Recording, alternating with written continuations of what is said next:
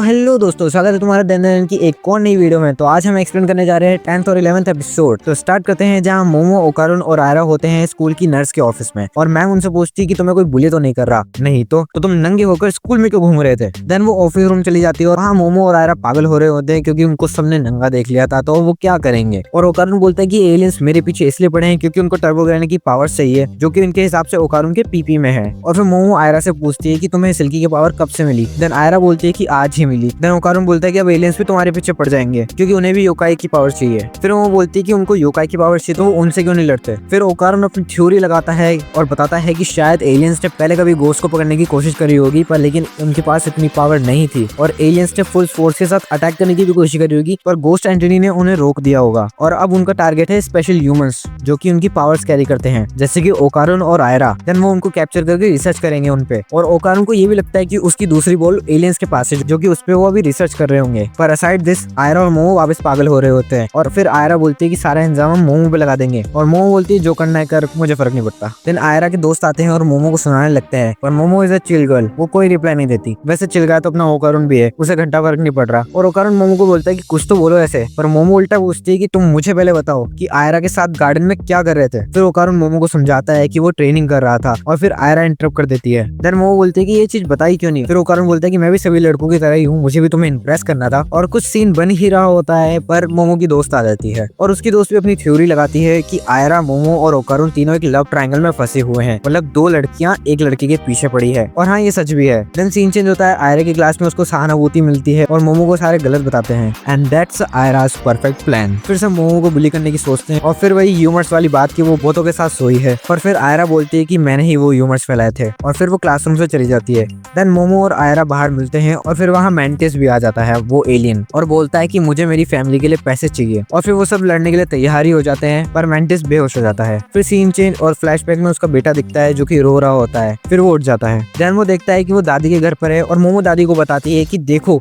ये एलियन है, पर ना दादी ना मानी। दादी बोलती है कि ये कापा है और वो देखता है कि उन्होंने उसकी मरहम पट्टी कर दी है और उसके लिए खाना भी लेकर आए हैं। और फिर सब खाना खाने बैठते हैं। एक तरफ दादी और एलियन लड़ रहे हैं और दूसरी तरफ ग्रैनी और ओकारुन लड़ रहे हैं और तीसरी तरफ मोमो और आयरा लड़ते हैं। देन सब खत्म होने के बाद उस मैंटिस की बात सुनते हैं कि उसकी एक वाइफ और एक बच्चे को बीमारी हो गई थी, उसकी वजह से उसकी वाइफ नहीं रही और उसके बेटे को बचाने के लिए उसको हर दिन खून देना पड़ता है, जिसके लिए उसको कमाना पड़ता है। पर उसका प्लान किसी कारण से डिस्ट्रॉय हो गया था, जिसकी वजह से उसने डिफरेंट जॉब करने की सोची, जस्ट लाइक किसी का बॉडीगार्ड बनना, पर वो इतना स्ट्रॉन्ग नहीं था, इसके लिए उसको ज्यादा जने हायर नहीं करते थे। देन ओकारुन हो जाता है सेंटी और बोलता है कि जा ले जा मेरा पीपी, और वो उसे अपना पीपी ऑफर करता है और मोमो मना करती है, पर ओकारुन बोलता है कि कोई ना, आज दे देता हूँ फिर मैं वापस ले लूंगा इससे, भाई कोई मिठाई छोड़ना है जो तू बांटे जा रहा है। पर मैंटिस मना कर देता है और जा ही रहा होता है, पर दादी उसे रोकती है और पूछती है कि तेरे बॉडी में से जो व्हाइट फ्लूइड निकल रहा था वही तेरा खून है क्या। फिर मैंटिस बोलता है हाँ। देन दादी उसे काऊ मिल्क पिलाती है और वो उसका खून निकलता है, मतलब इस वर्ल्ड में काऊ का मिल्क उसके लिए खून है, तो प्रॉब्लम सॉल्व। देन वो सब उसको एक काऊ ऑफर करते हैं और वो स्पेसशिप में उसको ले जाता है और बोलता है कि कोई भी दिक्कत हो तो मुझे बुला लेना। और इतना सब होने के बाद भी दादी एक्सेप्ट नहीं करती कि ये एलियन है। देन सीन चेंज होता है, वो तीनों दादी से रिक्वेस्ट करते हैं कि प्लीज हमें न्यू स्कूल यूनिफॉर्म दिला दो, और दादी बोलती है कि ठीक है, मैं आयरा और ओकारुन को तो दिला दूंगी पर मोमो के लिए नहीं, और बोलती है कि अगर मोमो को चाहिए तो तुम्हें एक्टिंग करनी पड़ेगी। देन फिर घर की घंटी बजती है और दादी बोलती है कि ऐसे ही एक्सीडेंट में जाकर डोर खोल, और फिर मोमो जाती है और वहाँ एक लड़का आता है। दादी ओकारुन को बताती है कि ये जीजी है, मोमो का बचपन का दोस्त और उसका पहला क्रश। तो यहाँ एपिसोड खत्म होता है और अब गया मैं एपिसोड। तो पहले मुझे भी ओकारुन की तरह लगा था कि ये जीजी एक सीरियस बंदा, नो रिएक्शन देने वाला सिग्मा लड़का होगा, पर हाँ ये बकचोद है। और वो दादी को कॉम्प्लीमेंट भी करता है जिससे कि दादी खुश हो जाती है और मोमो से कहती है कि आज से ही यहीं रहेगा। और ओकारुन को टेंशन हो जाती है, अरे नया कॉम्पिटिटर आ गया ना। और वहीं दूसरी तरफ आयरा को लगता है कि ये जीजी भी एक डीमन है और मोमो अपनी आर्मी बना रही है, तो वो मोमो से कहती है कि मैं भी अपना ग्रुप बनाऊंगी, तेरे सामने खड़ी रहूंगी। और फिर सबका बाय बाय होता है और ओकारुन तो ऐसे चल रहा है जैसे कि 90 साल का कोई बूढ़ा चल रहा हो। वहीं अपनी 80 साल की दादी को देख ले। पर मोमो उसको इशारे करती है कि कुछ तो बोलो, कल मिलते हैं। फिर बाद में वो बोलती है कि जीजी यहाँ क्यों आया है, और दूसरी तरफ जीजी दादी को पटाया जा रहा है जिससे कि दादी खुश। भाई मैं बता रहा हूँ ये सारी टेक्टिक्स जानता है दादी की। और फिर दादी बताती है कि जीजी के मॉम डैड हॉस्पिटल में है इसलिए यहाँ रहने आया है, तो भाई अपने मम्मी पापा की सेवा कर, यहाँ मुंह उठा चलाया। देन फिर मोमो का फ्लैशबैक की जीजी उन्हीं लड़कों में से एक था जो कि मोमो का मजाक उड़ाता था। और अब जीजी मोमो से बात करता है और उससे माफी मांगता है और बोलता भी है कि उसे भूत दिखने लगे हैं। फिर मोमो उससे पूछती कि कहीं तुम्हारे पास एक ईटा तो नहीं आया ना, पर वो जीजी के पास नहीं होता। फिर जीजी बताता है कि जब वो मिडिल स्कूल में था उसकी फैमिली माउंटेन साइड के एक घर में शिफ्ट हो गई थी और वो जगह जीजी को बढ़िया भी लगती थी, पर वहाँ उसे कुछ अलग महसूस होता था और उसने ये बात उसकी मम्मी पापा को बताई भी थी, पर जस्ट लाइक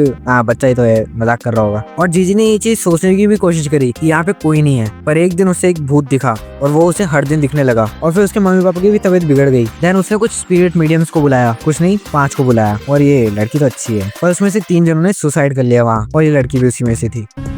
Shit. और अब बस एक ही जना है जो कि उस भूत को भगा सकता है, वो है मोमो की दादी। मोमो बोलती है कि कोई ना, मेरी दादी उस भूत को छठी का दूध या दिला देगी। फिर दादी बोलती है ना ना ना बेटा, तू जाएगी क्योंकि मेरी पावर्स इस सिटी तक ही सीमित है। और दादी मोमो को ब्लैकमेल करती है कि अगर तूने ये काम कर दिया तो यूनिफॉर्म ले जा। फिर अगले दिन जीजी स्कूल में आता है और क्लास की सारी लड़कियों से फ्लर्ट करता है और बोलता भी है कि मोमो और वो रिलेशनशिप में है, पर उसकी दोस्त बोलती है कि अबे चूतिए, मोमो का पहले से एक बॉयफ्रेंड है ओकारुन। और वहाँ दूसरी तरफ ओकारुन अभी भी सोच रहा होता है कि मोमो, मुझे मोमो चाहिए। मोमो और जीजी कहीं वापस से एक ना हो जाए। और एक सबूत कि ओकारुन एक बैक बेंचर है, उसकी ड्राइंग कितनी बढ़िया है भाई। और फिर लंच टाइम होता है और वो प्रैक्टिस करता है, वहाँ मोमो भी आ जाती है उसके साथ लंच करने के लिए, पर जीजी इंटरप्ट करता है और मोमो के लिए उसकी फेवरेट ड्रिंक लेके आता है। पर ओकारुन दोनों को देखकर जेलस होता है और वहाँ से जा ही रहा होता है तभी वहाँ साइंस लैब का एक स्केलेटन आ जाता है और फिर मोमो उसे रोकने की कोशिश करती है, पर लेकिन जीजी जो कि नहीं जानता कि मोमो के पास पावर्स है, वो उसे बचाने की कोशिश करता है और स्केलेटन उनके ऊपर से निकल जाता है। पर मोमो देखती है कि स्केलेटन के पास ओकारुन का ईटा है और मोमो उसे पकड़ने की कोशिश करती है, पर वो इतने फास्ट होता है कि वो दोनों को उड़ा ले जाता है। देन ओकारुन भी उसके पीछे लग जाता है, पर एक और बार जीजी को लगता है कि मॉन्स्टर ने उसको पकड़ लिया है, पर मोमो बोलती है कि ओकारुन है भाई, और वो स्केलेटन को पकड़ने की कोशिश करते हैं, पर वो स्केलेटन अपने टुकड़े कर देता है और फिर वो वापस जुड़ के भाग जाता है। देन फिर वो तीनों स्केलेटन को ढूंढते हैं और मोमो उसे ढूंढ लेती है। ओकारुन पूछता है कि तुमने कैसे करा। उसके बाद उस स्केलेटन का दिल है जिससे कि वो उस पे मारकर उसको ढूंढ लेती है। देन हमें दिखता है कि वो मेल स्केलेटन जिसका नाम है तारो, वो कुछ ढूंढ रहा होता है। देन वो एक फीमेल स्केलेटन जिसका नाम है हाना उसको निकालता है, जो कि उसकी लवर रहती है, पर इस पापी दुनिया ने उनको अलग कर दिया। और वो कुछ ऐसी लाइंस बोलता है जिसका असर अपने ओकारुन पर पड़ता है ना।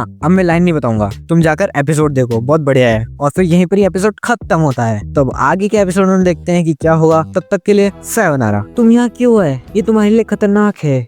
मैं तुमसे प्यार करता हूँ। तुमसे मिलने के बाद सब कुछ बदल गया। मेरी दुनिया बेरंग थी पर तुमसे मिलने के बाद सब कलरफुल हुआ। अपनी मैन्युफैक्चरिंग डेट बहुत अलग है, हमारी अलग अलग दुनिया है। मेरी ड्यूटी खत्म हो गई, तुम वापस चले जाओ वरना तुम भी मेरी तरह कचरे में फेंक दिए जाओगे। मुझे फर्क नहीं पड़ता, मैं तुमसे प्यार करता हूँ। मैं तुम्हारे साथ बैठा रहूंगा और जहाँ जहाँ तुम जाओगी मैं वहाँ वहाँ आऊंगा। तो चलो मेरे साथ। ठंड लग गई।